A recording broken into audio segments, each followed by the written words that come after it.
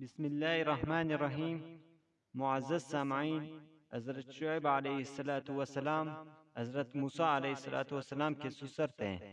حضرت موسیٰ علیہ السلام نے نبوت سے پہلے مصر سے روپوش ہو کر آپ علیہ السلام کے گھر میں پناہ لی تھی۔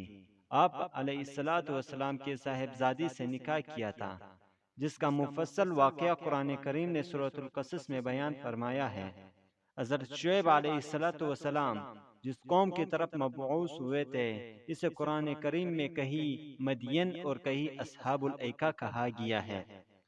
بعض مفسرین کی رائے یہ ہے کہ یہ دونوں الگ الگ قومیں تھیں، اور آپ علیہ السلام پہلے مدین پھر اصحاب الایکہ کی طرف مبعوث ہوئے۔ حضرت مولانا سید سلمان ندوی رحمۃ اللہ علیہ کی تحقیق یہی ہے، اور ان کا رجحان اس طرف ہے کہ مدین اردن کے قریب میں واقع ہیں، اور ایکا تبوک کا دوسرا نام ہے۔ اور بعض مفسرین کا کہنا ہے کہ یہ ایک ہی قوم کے دو نام ہیں۔ مدین اس قوم کا نسبتی نام ہے کیونکہ مدین حضرت ابراہیم علیہ السلام کے ایک صاحبزادے تھے، اور یہ قوم انہی کی نسل سے تھی۔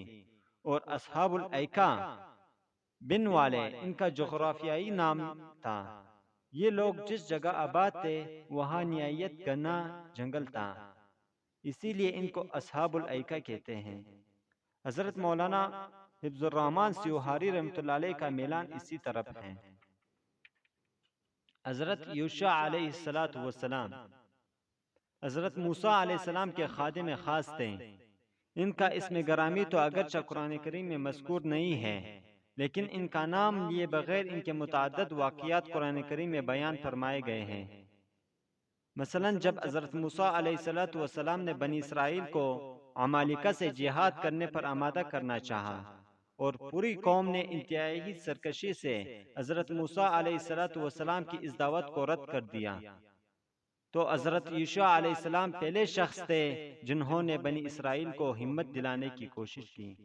اسی طرح حضرت موسیٰ اور حضرت خضر علیہ السلام کا جو واقعہ سورۃ کہف میں بیان ہوا ہے، اس میں جو نوجوان حضرت موسیٰ علیہ السلام کے ساتھ تھے، ایک صحیح حدیث کے مطابق حضرت یوشع علیہ السلام تھے۔ حضرت موسیٰ علیہ السلام کے وفات کے بعد ان کو نبوت عطا فرمائی گئی، اور بنی اسرائیل کے سربراہی میں انہی کو عطا ہوئی۔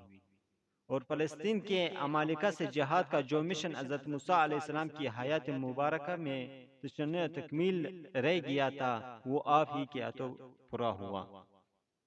آپ نے بنی اسرائیل کو لے کر فلسطین پر قابض جابر و ظالم قوم عمالقہ سے جہاد کیا۔ اللہ تعالیٰ نے آپ کو فتح عطا فرمائی، اور آپ پوری ارض مقدس پر قابض ہو گئے۔ حضرت حزقیل علیہ السلام تاریخی روایات کے مطابق حضرت حزقیل علیہ السلام حضرت موسیٰ علیہ السلام کے تیسرے خلیفہ تھے۔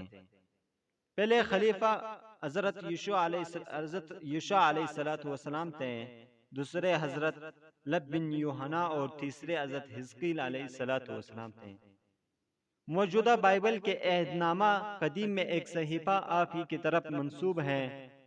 قرآن کریم میں آپ کا اسم گرامی مذکور نہیں، لیکن قرآن کریم نے سورۃ البقرہ میں ایک واقعہ بیان فرمایا ہے، جس کے بارے میں بعض تفسیری روایت سے معلوم ہوتا ہے کہ وہ آپ ہی سے متعلق ہے۔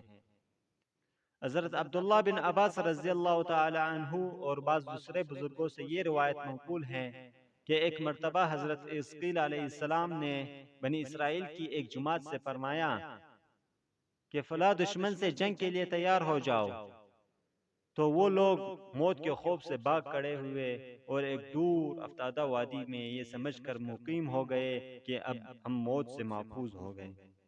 اللہ تعالیٰ ان کی یہ حرکت ناگوار ہوئی اور ان پر موت طاری کر دی گئی۔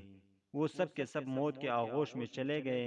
ایک ہفتے بعد حضرت حزقیل علیہ السلام کا ان پر گزر ہوا، تو آپ نے ان کی اس حالت پر افسوس کا اظہار فرمایا اور دعا مانگی کہ الہ العالمین ان کو موت کے عذاب سے نجات فرما دے، تاکہ ان کی زندگی خود ان کے لیے اور دوسروں کے لیے عبرت اور بصیرت کا سامان بن جائے۔ آپ کی یہ دعا قبول ہوئی اور وہ لوگ زندہ ہو کر عبرت و بصیرت کا سامان بنے۔